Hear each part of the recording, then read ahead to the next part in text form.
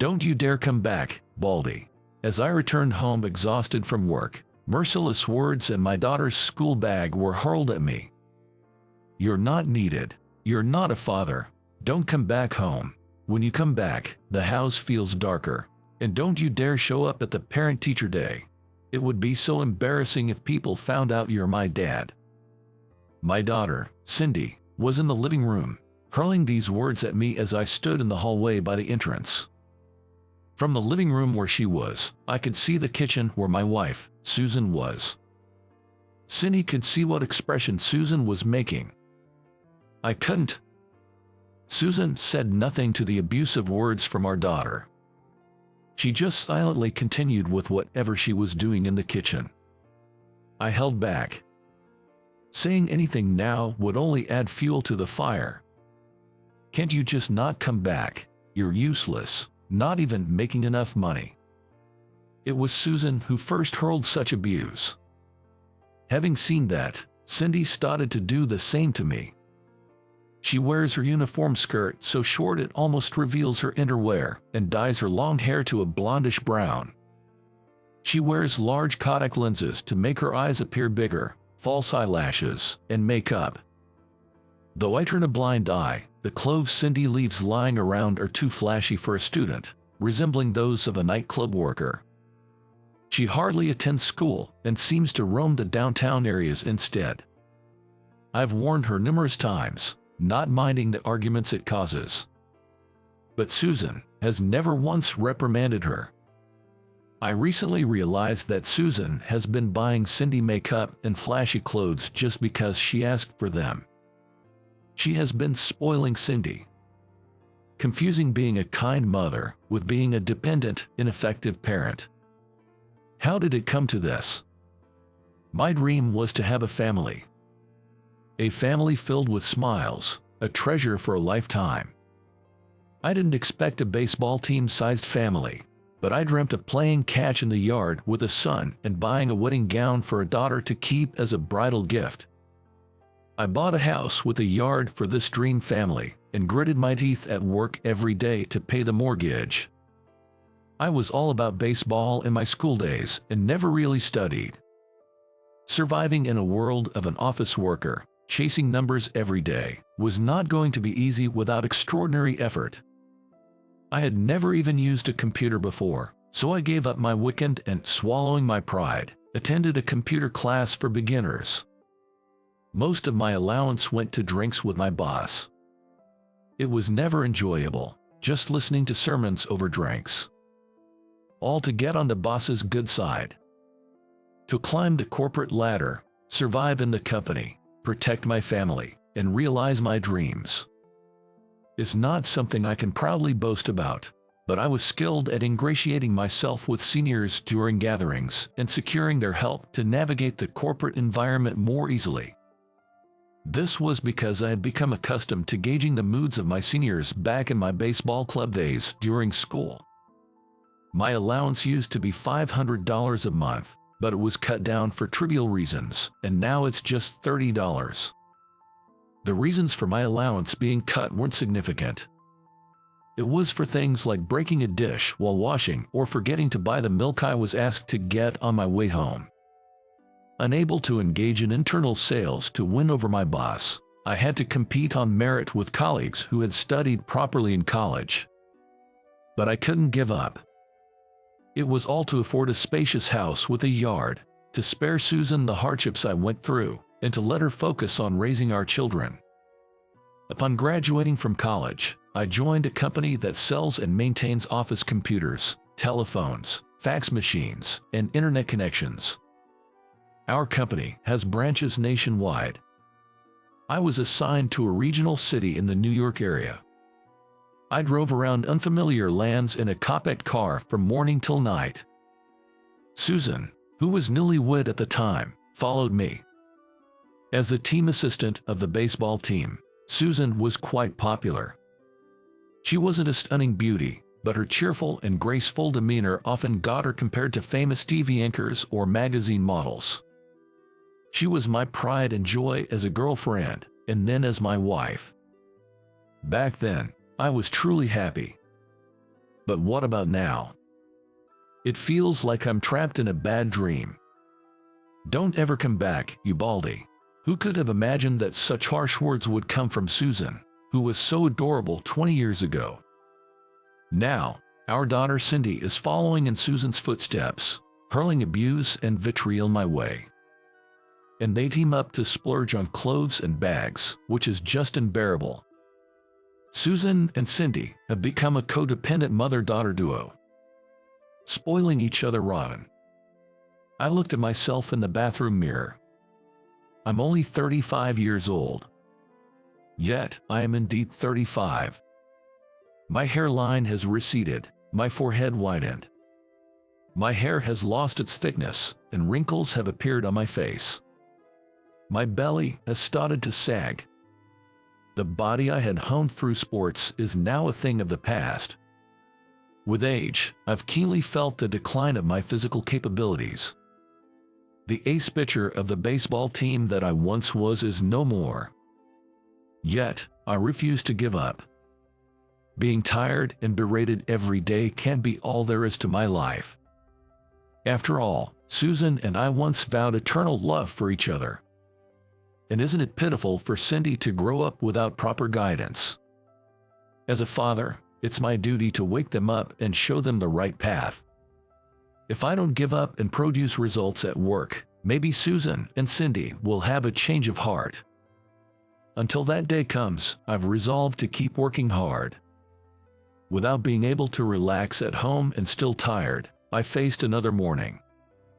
Ideally, home is where one relaxes and recovers from fatigue, but I found more relaxation at work these days.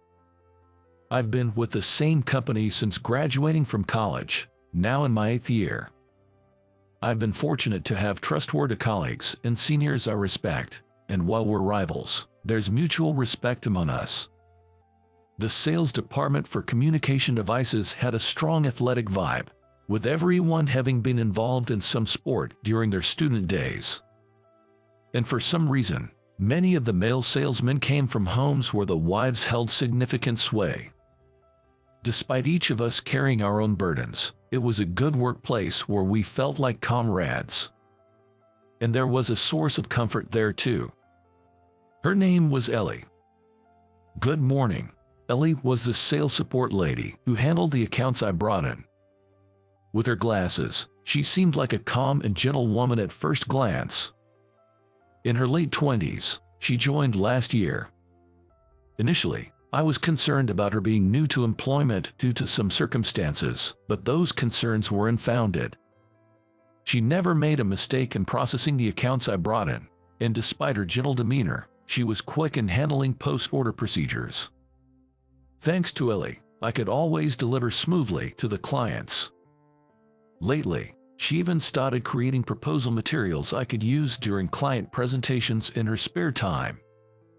Bringing brochures and estimates to clients is a given, but having proposal documents tailored to the client's needs based on the information gathered during meetings leaves a lasting impression. It's enough to outdo our competitors. Tom, great work. How did today's appointments for future acquisitions go? Ellie, you too. Today I got an appointment with this client. Saying so, it had become a routine for me to report to Ellie the details of the day's events and the appointments I secured with clients after work. Gradually, I found myself looking forward to these moments. When I returned to the office, Ellie greeted me with a smile. Today's client was Johnson Trading, a well-established company, right? How did it go? I started to report on my day. I had even spent time during work thinking about how to make my story interesting and amusing for her.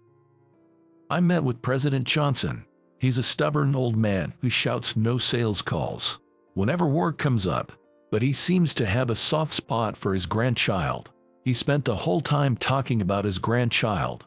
He showed me a ton of photos on his computer. He has so many videos stored that his computer has become incredibly slow. So, I suggested he stop storing them on his computer and start using the cloud for his photos and videos. He then agreed to an appointment for a future proposal. Ellie always had a great reaction to my stories. Wow, You got a follow-up appointment from talking about his grandchild's photos. And you even proposed using the cloud to someone as old school and stubborn as President Johnson. That's amazing. I'll make sure to create a proposal document that's easy for the elderly to understand and that even a stubborn old man would appreciate. Normally, creating proposal documents would be a hassle, but having Ellie happily take on this task was soothing for me. It would be even better if it led to a successful deal. Achievements made alone are great, but accomplishments achieved as a team, with the effort of two people, hold many times more value. As far as I know, such teams bring more luck to the company. Despite everything, I might just be lucky. How dare you show your face here, you baldy. Don't act like a father when you can't even earn, baldy. No matter what insults await me at home, I will not give up.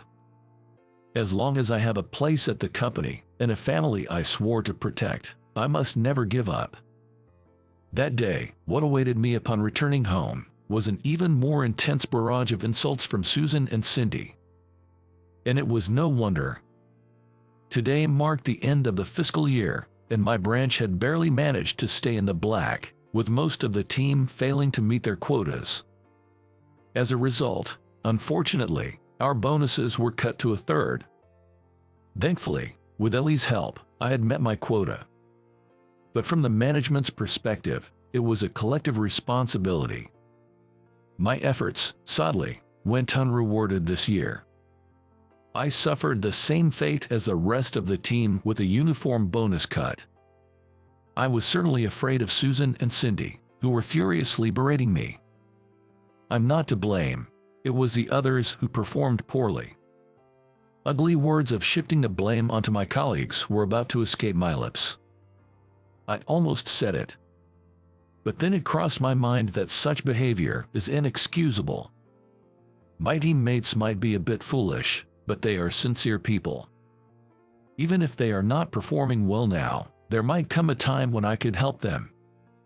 I couldn't bring myself to blame them, even if they weren't there to hear it. You've been out all day, haven't you? You smell of sweat. Could you not come near the living room anymore? I don't have my own room. If I'm banned from the living room, where am I supposed to go? I heard something. My chair, newspapers, and even my cell phone charger were thrown into the hallway. It was Cindy who had thrown them from the living room into the hallway.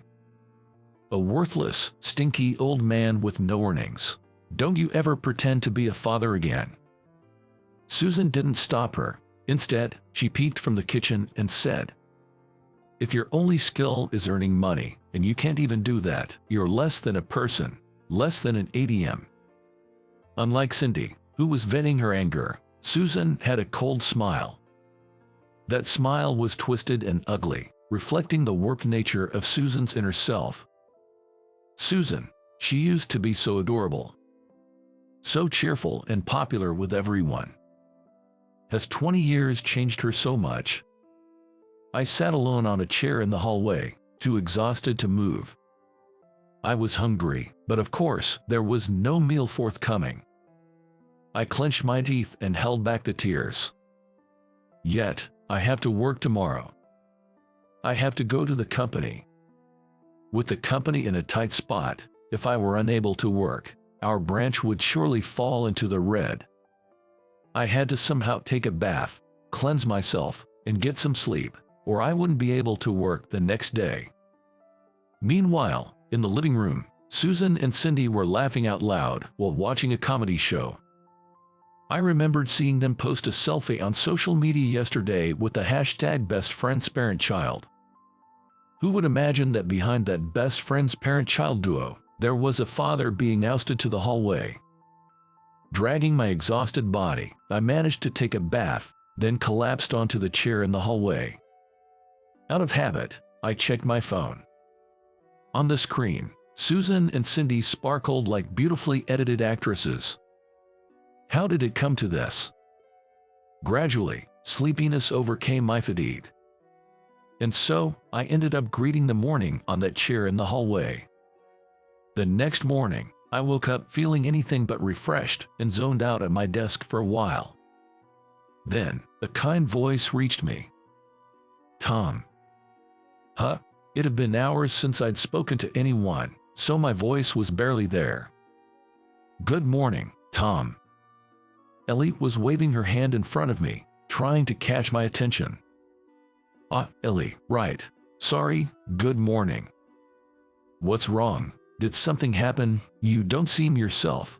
Usually, you are here 30 minutes before start time and dash out for visits right at the bell, but it's already 9:30.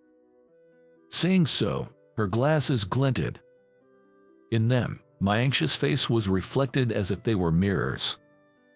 Her eyes seemed to probe into my soul with a sharp glint. Did something happen, Tom? I can't hide anything from you, can I, Ellie? I slumped back into my desk chair. I tried to laugh it off, but she didn't join in. Her expression was dead serious. Let's go for a drink. There was no escaping it. Sure. After work, we headed to a bar near the station. It was a charming, cozy place with a warm atmosphere, centered around a counter. Ellie listened to me for a while, nodding, but when I told her about being berated by my wife and daughter and then sleeping in the hallway, she got angry on my behalf as if she were me. What? They said that to you, and you slept in the hallway on a chair in this cold? That's just not right. With a thud, Ellie put her drink down on the counter. Shh, keep it down, Ellie. It's embarrassing, so please don't tell anyone. I said this as I sipped my drink and enjoyed the snacks. I was busy in the lunch break, just nibbling on a convenience store snack in the sales car. I hadn't had a proper meal since yesterday, so the drink and snacks slowly seeped into my starving stomach. Moreover, having Ellie listen to me gradually loosened the tension in my heart. No, I'm sorry, but that's emotional abuse. It's a valid reason for divorce. Emotional abuse, from a woman to a man, that can't be.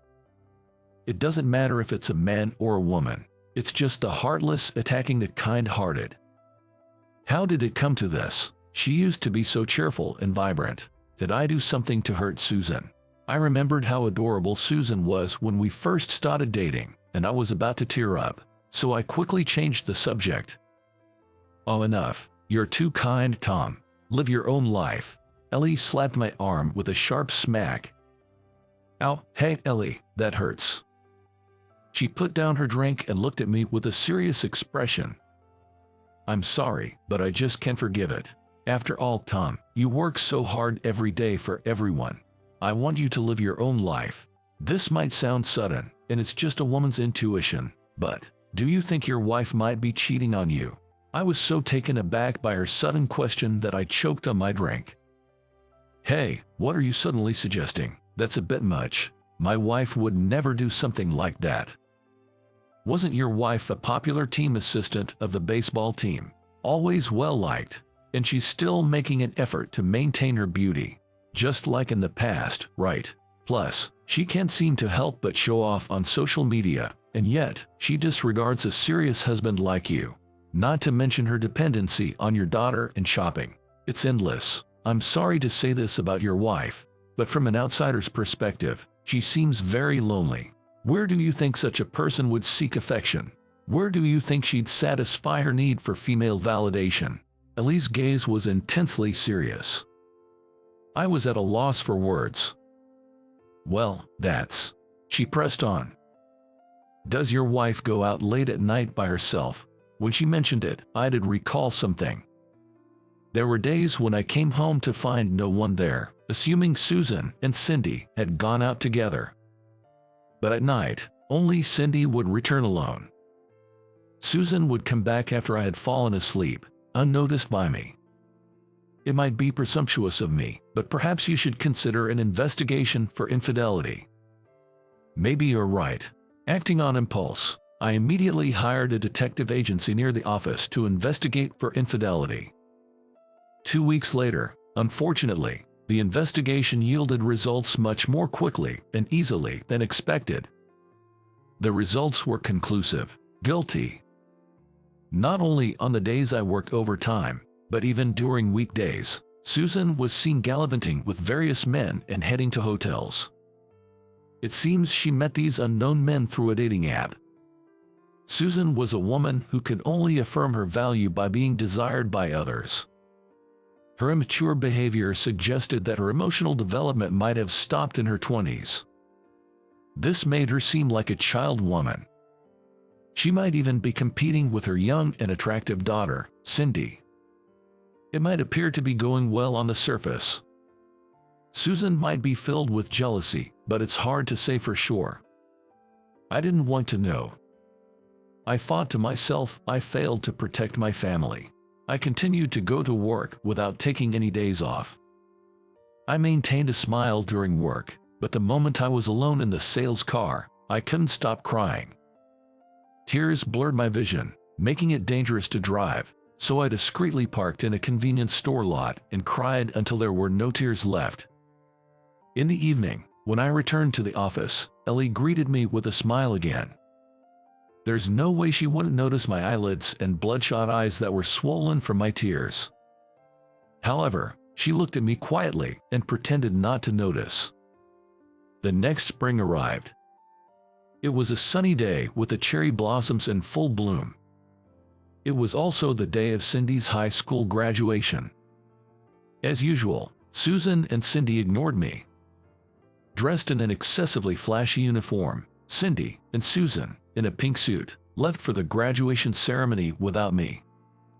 I watched them go. I decided to graduate from this family. Goodbye, Cindy, Susan, my dear family. There's so much I want to say, but now it's okay. Thank you for everything up to now. I've decided to leave this family. You've been telling me to leave, so you probably won't stop me now. Take care, I'm going to live my own life. When was the last time we had a meal together as a family? Feeling a bit sentimental, I left the several photos of Susan entering a hotel with a man on the living room table. Susan, having married right after graduating from university, had no work experience. There was no way she could support Cindy through college on her own, but they'd have to manage as a codependent mother-daughter duo. Later, I heard from an acquaintance at my former workplace that Cindy had dropped out of college and that she and Susan were living off part-time jobs. Their future must be uncertain and anxiety-inducing, but that was no longer my concern. Packing my few belongings into cardboard boxes to be shipped, I boarded a train bound for a new city. The sparsely populated train during a weekday afternoon was quite pleasant. I took a seat by a window with a beautiful view, opened a can of soda, and enjoyed a lunchbox. It was delicious. Cheers, to me. The gods of fortune don't forsake those who work hard. Having achieved profitability on my own in a tough market, I was timely transferred to the headquarters in New York. The company even covered my moving expenses. And Ellie was coming along too. Our partnership remained strong at the New York headquarters. Freed from the shackles of Susan and Cindy, I was set to secure major contracts. After moving to New York, Ellie and I became good friends and developed a trusting relationship outside of work. While I took the lead at work with Ellie's support, in our private lives, it was the opposite. Ellie led the way in everything from outings to living arrangements to dining, and I was always there to support her. Enjoying this dynamic, I hoped it would last forever and proposed to her. Next year, we're expecting a daughter. This time, I'm determined to create a family filled with smiles,